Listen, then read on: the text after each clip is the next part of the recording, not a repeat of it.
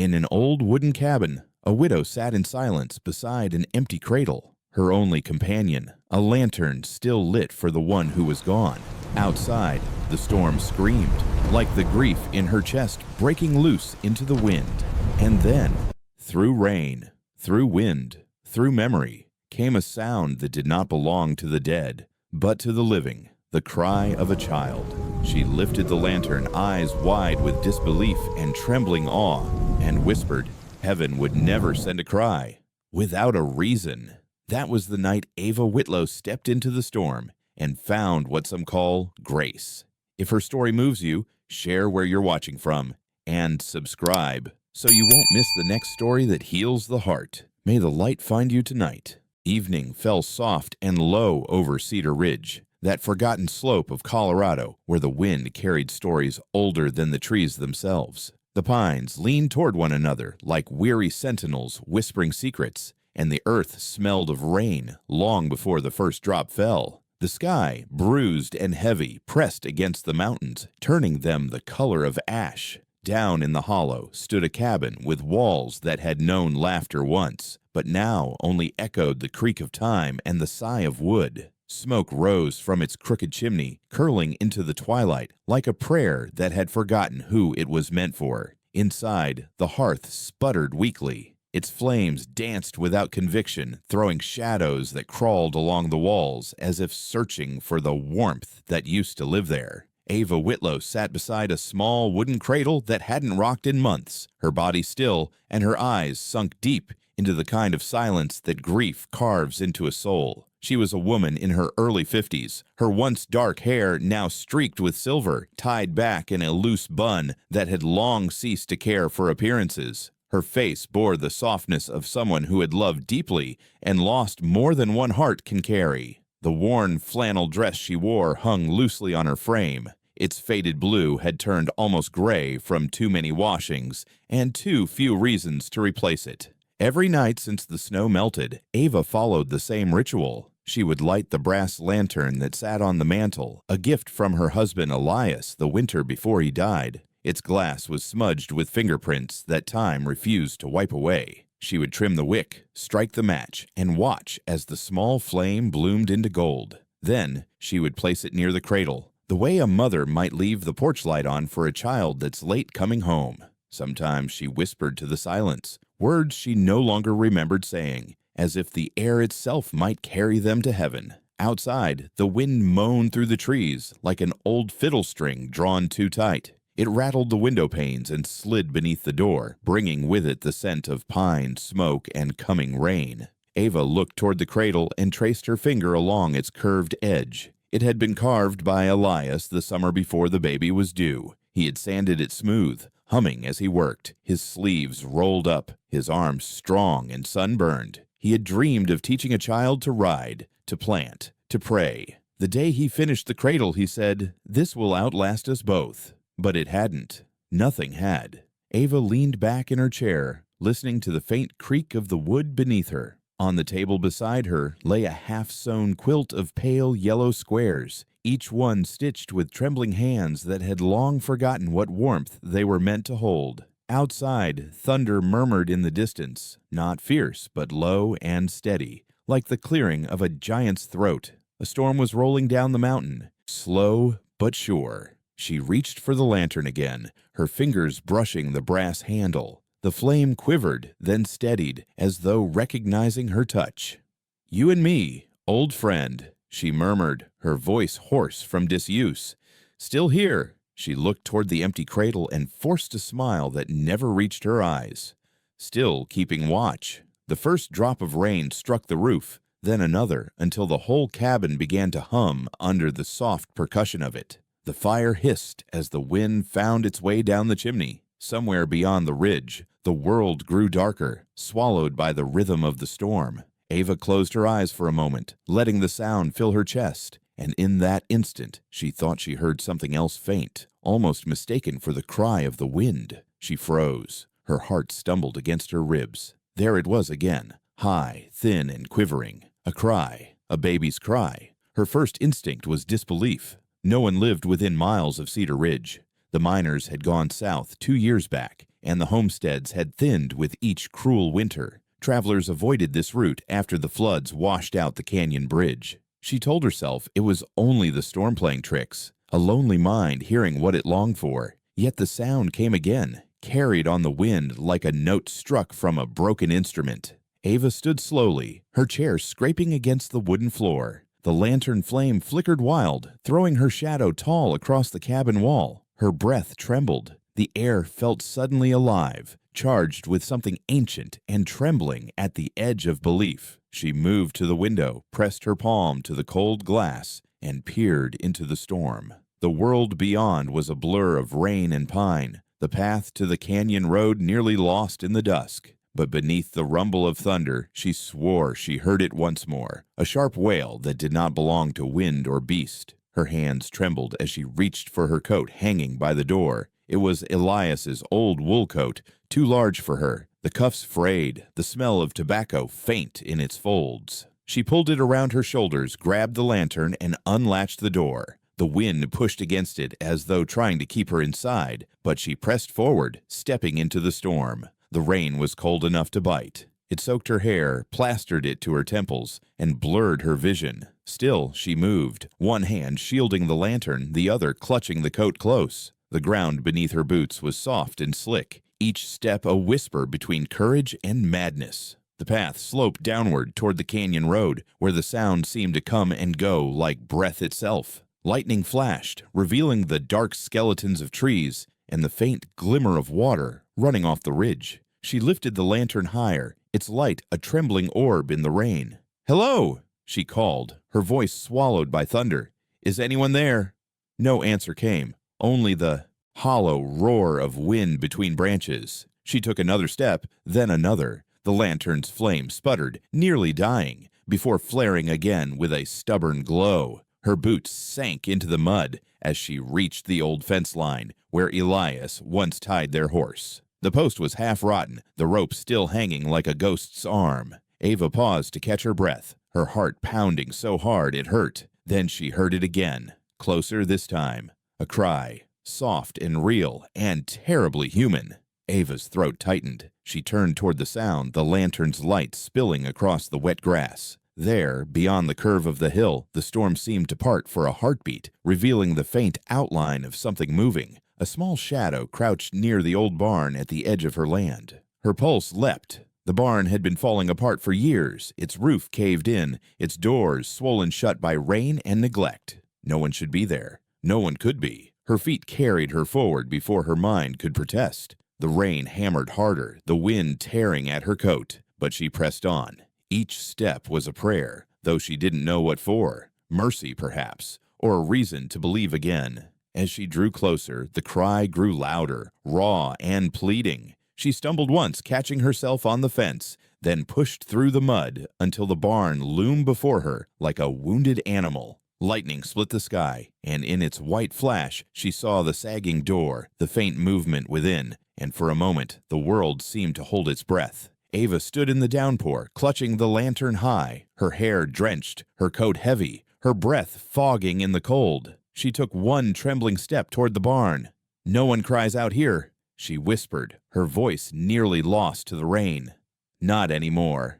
The lantern flame wavered, reflecting in her eyes as she crossed the threshold into the dark. And out there, on the soaked earth of Cedar Ridge, her shadow stretched long and thin behind her. One woman walking into the storm, toward a sound that would change everything she thought she'd buried. Rain poured heavy from the roof's torn seams, each drop thudding onto the sagging boards like the heartbeat of the storm itself. The barn loomed out of the darkness, half swallowed by ivy and years of neglect. Its timbers bowed, its roof bent under the weight of spring rain. Ava stepped through the doorway, her lantern trembling in her hand, light catching the silver mist of her breath. The air inside smelled of damp straw and time forgotten, laced with something fragile, milk, earth, and fear. For a moment, the world was soundless except for the storm's distant breathing and the steady drip of water through the broken roof. Then she saw it, a small shape huddled in the far corner, motionless but for a faint stirring of fabric. She moved closer, the lantern's glow sweeping over old tools and rusted nails, over ghostly cobwebs swaying like threads of memory. As the light touched the corner, the shape took form. A young woman curled in on herself beneath a soaked wool blanket, her arms wrapped tight around a bundle that whimpered weakly against her chest. The girl's hair clung to her face in dark, tangled strands, her lips pale as unbaked clay. Mud streaked her dress, torn in places where the road had not been kind. Ava's breath caught as she knelt, the lantern flickering against the hollow cheeks and trembling shoulders of someone barely clinging to this side of mercy. The girl opened her eyes slowly, blue-gray, glazed with exhaustion and cold. "Please," she whispered, her voice barely there. "She won't drink. I have nothing left." Her arms shifted, revealing a newborn wrapped in a thin scrap of cloth that once might have been white. The infant's tiny fingers moved weakly, seeking warmth that wasn't there. Ava felt her chest tighten. Without a word, she set the lantern down and reached out, her hand hovering for a moment before her fingertips brushed the child's cheek. The skin was cool, too cool. And in that instant, something deep within Ava cracked, the sound of an old wound breaking open to let in air again. The child stirred faintly at her touch, and Ava drew a sharp breath that was half prayer, half memory. She saw, not the barn, not the rain, but the still room of another night, long ago. The midwife's silence, Elias's trembling hands, the weightless bundle pressed to her chest for a moment, and gone. The cradle that never rocked, the lantern she had lit that night, and every night since. A lifetime of silence now found an echo in this shivering corner of Cedar Ridge. She took a long breath and steadied her voice. "Come," she said softly, almost to herself. "You can't stay here." The girl blinked, uncomprehending, her body half limp with fatigue. Ava slid her arms under both mother and child, surprised by how light they were, like gathering feathers soaked in rain. The young woman murmured something, perhaps a name, perhaps a memory, but her words were lost in the wind that howled through. The gaps in the roof. The lantern flame wavered as Ava rose, its golden shimmer tracing the lines of her face, creases of grief meeting lines of resolve. Outside, the night was merciless. Rain lashed the trees, and the mud clung to her boots. But Ava pressed on, the lantern guiding each step through the blur of wind and darkness. The young woman's head rested against her shoulder, her breath shallow, the child's soft cry fading into the rhythm of the storm. The world felt endless in its sorrow, yet beneath that weight was a single fragile purpose: to reach home before the light gave out. When the cabin finally appeared through the rain, its single window glowing dim, it looked less like a refuge and more like a promise remembered. Inside, warmth rose from the hearth, where a few coals still glowed red. Ava lowered the girl onto the bed near the fire, the wet blanket slipping to the floor. The young mother shivered violently, her teeth chattering, her lips forming silent words of apology to no one in particular. Ava placed a hand on her shoulder. "Rest," she said, but the girl shook her head weakly. "She needs milk. She hasn't fed in 2 days." Ava turned toward the corner where a small goat bleated softly in the adjoining shed, a creature old and stubborn, its coat white speckled with gray, the same animal Elias once teased her for keeping after its milk turned thin. Tonight, it would save a life. Ava filled a small tin cup with warm milk, holding it carefully by the hearth until steam rose. Then she soaked a strip of clean cloth and brought it to the infant's lips. The baby's mouth moved weakly, then latched, drawing the faintest breath of life into the quiet room. The young mother, Clara, she whispered her name now, barely 20, from a town she could no longer call home, watched with tears streaking down her dirt-stained cheeks. "She was born on the trail," Clara murmured, voice trembling. "My husband. Fever took him before the snow melted. I kept walking. Thought anyone." Her words dissolved into sobs. Ava did not speak. She only fed the child, the rhythm of the small motions steady as a heartbeat. When the baby's cries softened into tiny sighs, Ava laid her in a folded shawl by the hearth, close to the warmth. Then she turned to Clara, brushing a wet strand of hair from her face. "You're safe now," she said. "Both of you."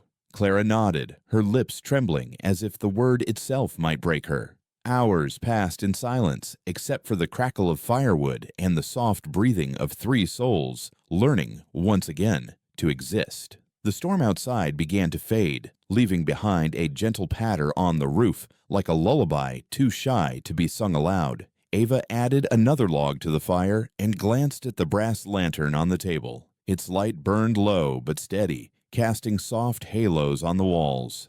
For the first time in many months, that light did not seem lonely. Clara had fallen asleep, her face turned toward the child, one hand resting protectively near the baby's head. In sleep, the harsh lines of exhaustion melted away, revealing the tender curve of youth, a face that had once known laughter before the road took it away. Ava stood over her, studying the scene in silence. Something old and fragile stirred within her, the memory of Elias's smile, the sound of his hands carving the cradle, the weight of the child she never held long enough to name. She knelt by the fire, the glow catching her eyes, and whispered so quietly that only the flame might hear, "She looks like him."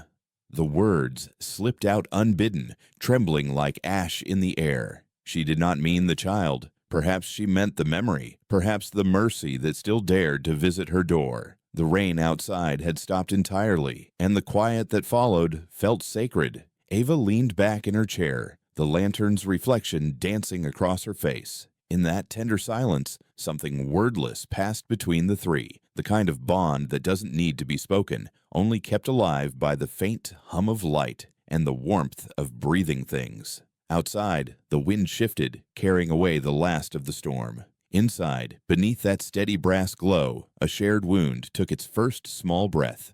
The wind that once howled through Cedar Ridge had softened into something gentler now, a low murmur threading through pine and pasture, carrying the smell of thawed earth and wet bark. Mornings came with a thin mist that lingered over the fields like a memory unwilling to fade. Inside the cabin, sunlight crept through the window slats in gold ribbons, touching the worn edges of furniture that had long forgotten laughter. Somewhere outside, a goat bleated, its call answered by Clara's quiet hum as she moved through the yard, mending a fence line that had sagged through the winter. Her steps were lighter than before, though her eyes still carried the same faraway ache, the kind of sorrow that doesn't scream, only settles deep and stays. Little Mira had grown stronger, her cheeks pink, like the first blooms daring the frost to linger. Her laughter, a soft, gurgling music, filled corners of the house that had known only the sound of firewood splitting or rain hitting the roof. Sometimes when she laughed, Ava would pause her stitching midair just to listen, her breath catching like someone hearing a hymn they once knew by heart.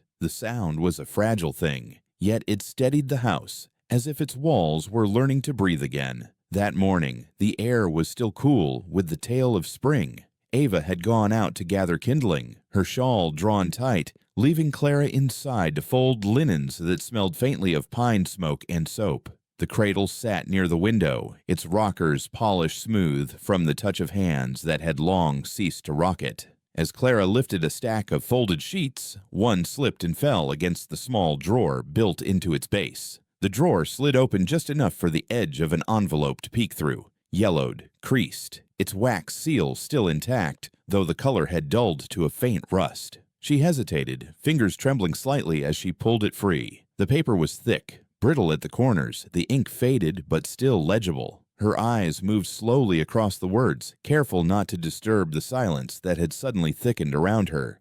For Ava, if I do not return from the trail, know that my debts are mine alone. Let no man take what's ours. And keep the lantern burning, so I might find my way home. Signed beneath, in steady, confident strokes, Elias Whitlow.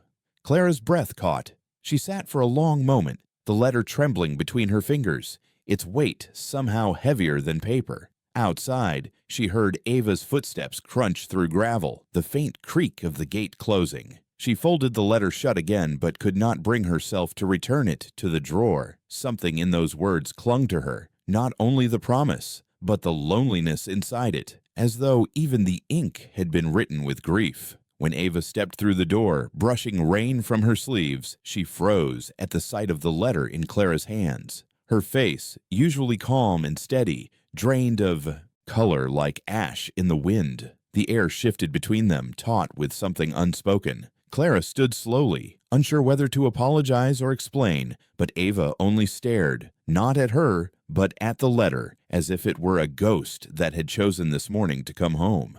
"That was his last," Ava said quietly, her voice almost breaking on the word. "He left to sell cattle, never came back." She took the letter, her fingers tracing its edge, her thumb brushing the faded signature, like a lover's face remembered too late. The fire snapped in the hearth, but the sound only deepened the stillness. Clara searched Ava's eyes, finding there not tears, but a kind of weary reverence. "Do you think," she asked softly, "he still looks for the light?" For a long moment, Ava didn't answer. The question hung between them, trembling like the flame in the lantern on the table. Then she smiled, small and tender, the kind of smile that hurts because it remembers. "I think some men never stop," she said, "even after the road ends." They stood there together, two women bound by loss and a fragile understanding, while outside the wind shifted and a ray of sunlight slipped through the clouds, touching the brass lantern on the table. It glowed faintly, though no one had lit it. Later that day, when Mira stirred from her nap, Clara lifted her gently, pressing a kiss to her forehead. The child's skin was warm, alive, the kind of warmth that brings a person back from the edges of despair. Ava watched from across the room, her hands folded in her lap, her thoughts elsewhere. On a trail she never walked, on a man who had promised to come home by the light she still kept burning. Evening gathered slow, with clouds the color of bruised violets. Ava lit the lantern as she always did, the ritual unspoken but sacred. Clara sat nearby, rocking Mira in her arms, watching the flame grow steady within the glass. "He must have loved you deeply," she said after a while. Ava did not look up. "He loved the idea of coming home," she murmured. "Sometimes that's all a man can hold on to." The words hung in the air like the smoke curling toward the rafters. Clara wanted to say something, to tell Ava that home had found her anyway, that light had come back in another form, but she said nothing. Some truths were too tender to touch. The night deepened. The baby slept. The two women sat together in the quiet rhythm of the fire. The letter lay folded on the table beside the lantern, its edges illuminated in soft gold. Clara reached out and touched it one last time, feeling the roughness of paper worn by years and love. Carefully, she returned it to the drawer beneath the cradle, sliding it back to the darkness it came from. The lantern's flame flickered, and for an instant, her reflection appeared in the glass, blurred, trembling, but undeniably there, as though the light itself had chosen to remember her too. By late spring, the mountains behind Cedar Ridge wore a crown of restless clouds, and the valley below stirred with whispers that traveled faster than the wind. In town, people talked, and talk was a thing that could rot even good hearts if left too long in the dark. "Two widows in one house," they said over flour sacks and fence posts, "raising a child that ain't theirs." Some lowered their voices further. "Bad luck, that baby. Things like that don't bring blessings." The words spread on boots and wagons, carried in with mail and gossip, until they drifted up the ridge and settled like ash on Ava Whitlow's porch. Ava heard them, of course, the way one hears rain tapping at the window, but she didn't let it in. She kept her head down, tending the goats, mending the fence line Clara had once repaired. The quiet had become her armor, yet the same quiet that protected her began to strangle Clara. The younger woman's hands trembled when she washed the child's clothes. At the market, she felt the stares linger too long. She saw lips moving, laughter cutting through the air like thin ice. And though Ava's silence was meant to shield, it became another wall, high and cold, around a girl who had already buried too much. That night, clouds thickened over the ridge until the world seemed to hold its breath. Wind swept down from the canyon, tugging at the eaves, bending the trees, whispering of a storm that wouldn't forgive. Inside the cabin, the cradle sat beside the hearth,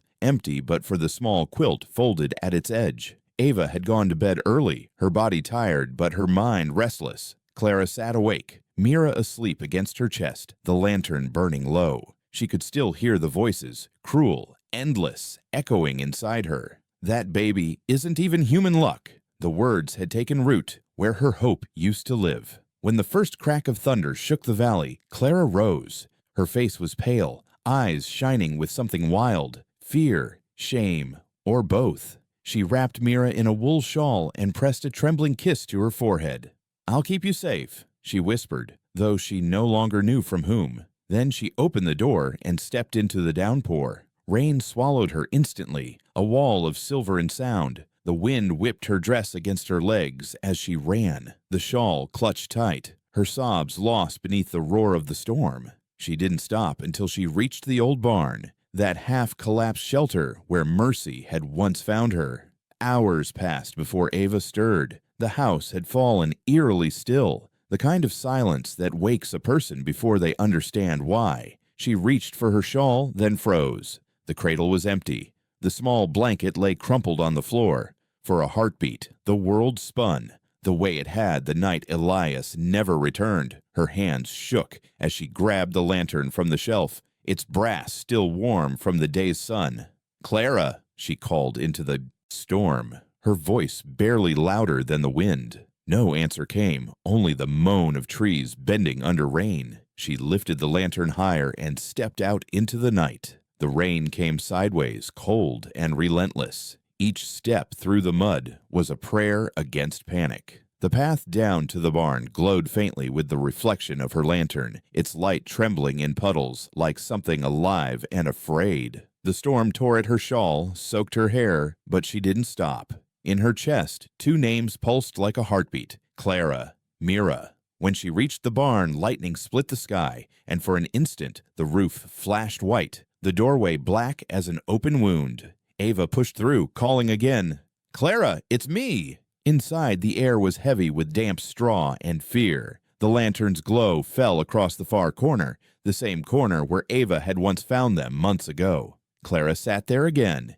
knees drawn, hair plastered to her face, eyes wide with exhaustion. She held Mira close, her body shaking from cold and tears.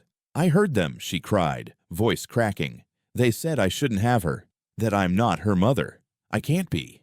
Ava knelt beside her, the lantern resting on the wet earth between them. For a long moment, she couldn't find her breath. Then, slowly, she reached out, her hands hovering before resting gently on Clara's shoulders. Her voice trembled, carrying both firmness and mercy. "Neither was I meant to be one," she said, "but she found me anyway." She swallowed, the next words breaking like the storm itself. And maybe that's how grace works. It finds the broken first. Lightning flared through the gaps in the roof, spilling silver across their faces. Mira stirred in Clara's arms and whimpered softly, a fragile sound that tethered them both to the living world. Ava brushed the child's cheek, and Clara, exhausted, leaned her forehead against Ava's shoulder, sobbing into the smell of rain and smoke. They stayed like that as thunder rolled over Cedar Ridge. Not mother and daughter, not savior and saved, just two women clinging to the small heartbeat that refused to die between them. The lantern's flame fluttered, beaten thin by the draft that poured through the broken boards. Ava shielded it with her hand, her palm glowing gold as if holding the sun itself. "Stay," she whispered, to the flame, to the child, to the fragile moment that bound them.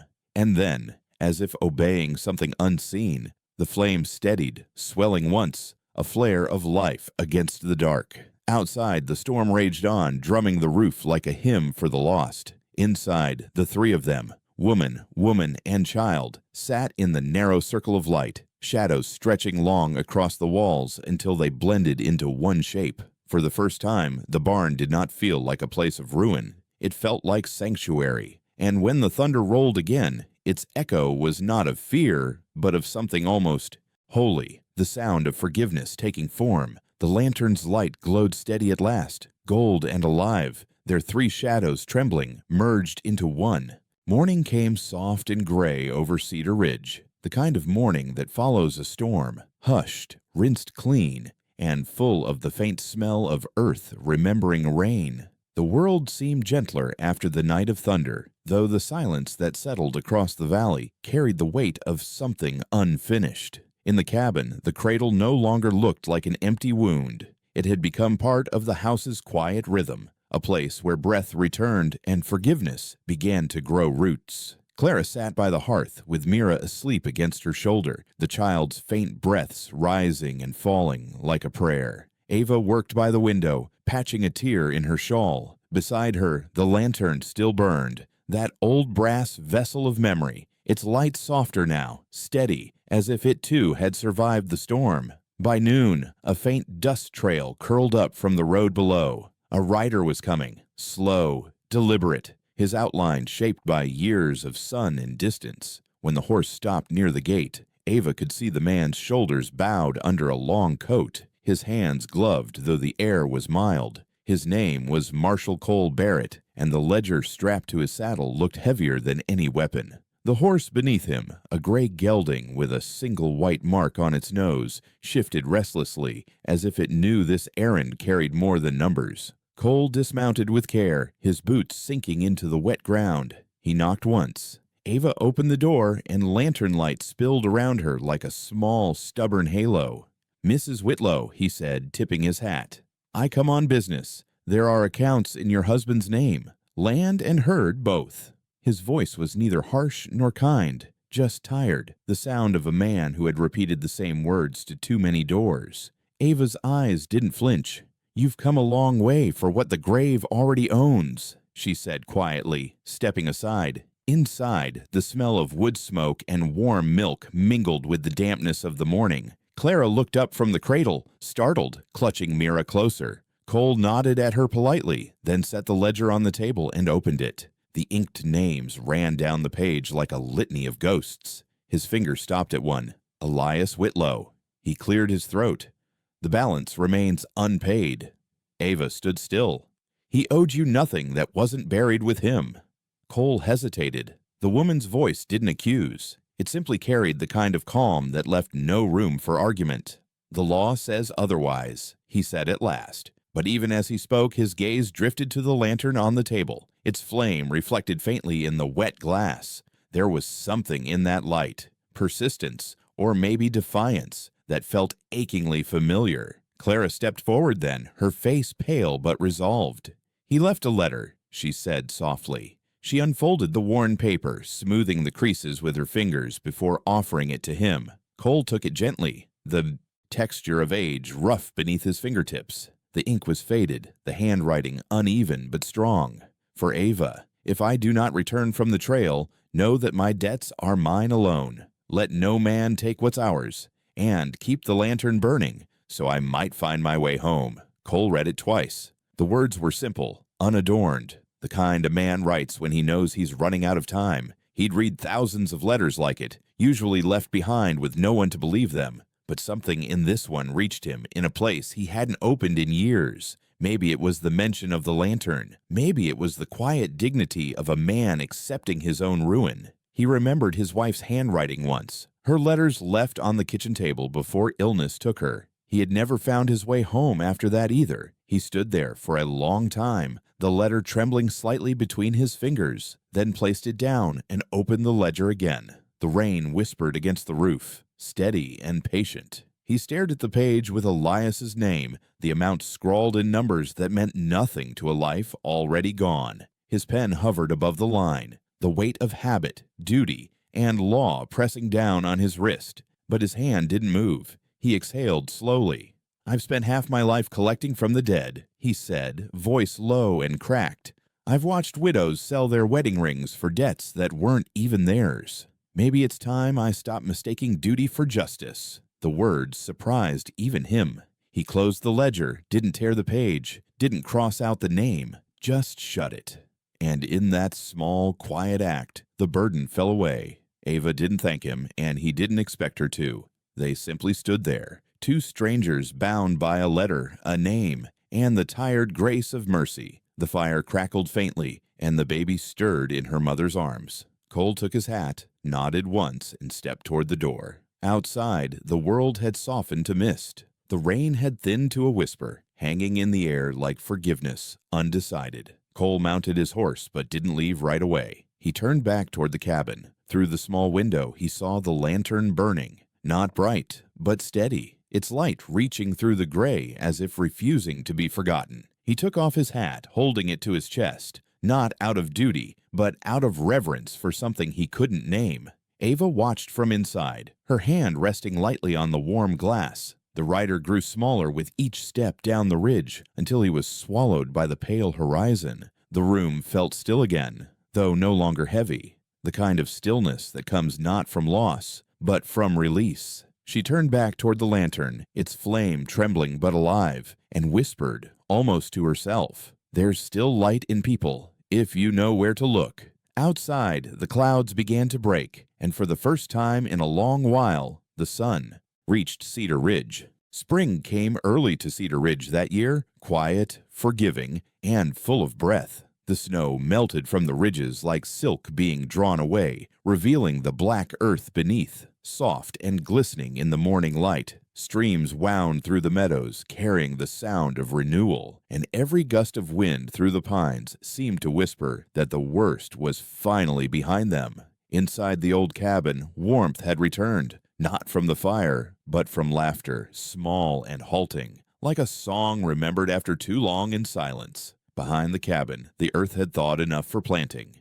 Ava and Clara worked side by side beneath a sky washed in blue and white. Their hands were chapped but steady as they dug a shallow pit beside Elias's grave. Between them lay a young apple sapling, its branches bare yet full of promise. They set it in place, and Ava knelt to press the soil around its roots.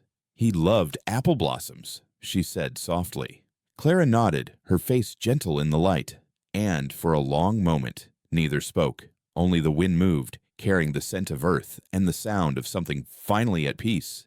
Inside the house, Mira stirred. The child was half a year old now, soft curls forming, eyes the pale blue of morning. She lay in her cradle near the window, kicking at the blanket, her small fingers opening and closing in the air as if catching invisible sunlight. When she laughed, it was a sound so pure that both women stopped working to listen. Ava smiled first, brushing soil from her palms. "She's found her voice," she said. Clara's eyes softened. "She finds it more every day." Evenings in Cedar Ridge grew longer, golden. Clara mended curtains, humming lullabies half remembered from her own mother. Mira's cradle sat close to the fire, and sometimes, when Ava watched them, the ache that had lived inside her since the winter of loss seemed to loosen, not disappear, but breathe again. It was in those quiet hours that Ava realized she was no longer afraid of silence. It had changed its shape.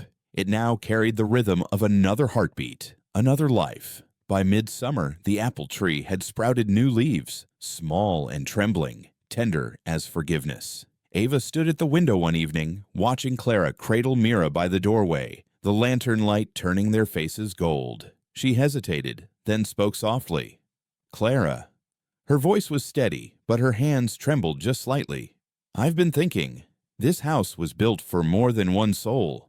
For years I filled it with ghosts. But now—" She paused, smiling faintly. "Now it feels like home again, and I don't think I could bear to lose that sound. Her laughter, or yours." Clara turned, startled by the gentleness in Ava's tone. "You've given us everything," she said. "A roof, warmth." "I couldn't ask more." Ava shook her head. "I'm not giving, child. I'm asking. Stay, both of you. Stay here. Let's make this place a home worth keeping." For a heartbeat, the only sound was the creak of the lantern chain in the wind. Then Clara's eyes filled with tears. She stepped closer, Mira still in her arms, and whispered, "Then we'll stay, for as long as you'll have us." Ava reached forward, her fingers brushing the baby's soft hand, so small, so impossibly alive, and for the first time in years, she felt her heart answer back. Later that night, Ava lit the lantern once more. She placed it outside by the apple tree, its flame steady against the breeze. "Not for Elias tonight," she murmured, "but for all who've wandered too long in the dark, and for those who finally found their way home." Clara came to stand beside her, Mira nestled against her shoulder. The baby stirred, cooing softly, eyes reflecting the light, as if recognizing something eternal. As the wind passed through the branches above, the lantern's glow danced among the new leaves, turning them to silver. The apple tree swayed gently, a promise growing where grief had once been buried. Ava looked toward the light, her face calm, her voice a whisper that blended with the night. "Some lights don't guide the lost," she said, her words trembling with peace. "They heal the ones who stayed. There are stories that don't end when the light fades. They linger, quiet as breath, in the corners of the heart. Maybe that's what grace truly is. Not a miracle that erases sorrow, but a hand that steadies us through it. We learn over time that forgiveness isn't weakness, and kindness isn't owed, it's offered. And sometimes the smallest light, a voice, a gesture, a child's laughter, becomes enough to guide someone home. So if this story found you tonight, perhaps it's because you too have carried a lantern once, or still do. And maybe, somewhere along the way, you've learned that hope doesn't always shout. Most days, it just hums softly, waiting for someone to listen. If this story touched your heart, tell me where you're watching from. And don't forget to subscribe, so you'll never miss the next story that brings a little light back into the dark. Until then, may you keep your lantern burning, and may its glow find you peace.